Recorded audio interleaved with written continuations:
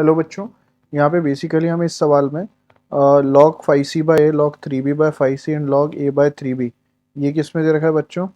A B में दे रखा है और ए बी सी हमें जी बी में दे रखा है। हमें बताना है ये lens of the sides of isosceles triangle है, इक्विलेटरल ट्राइंगल है या नन ऑफ दीज है।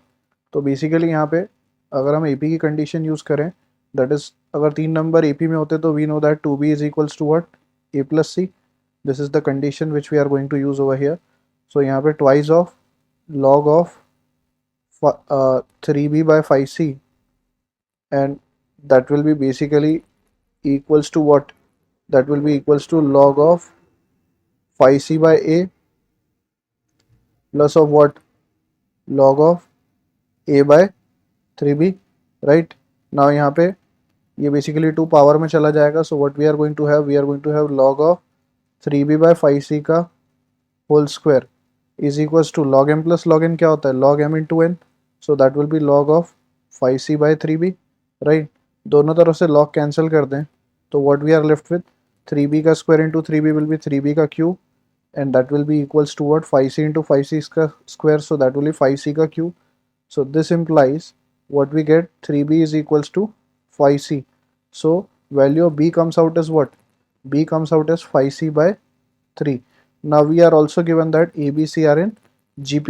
So if ABC are in GP, we know that b square is equals to what? AC, right? तो यहाँ से अगर हम a की वैल्यू फाइंड करें तो a comes out as b square by c. Now BC is what? B is what? 5c by 3. So a comes out as what?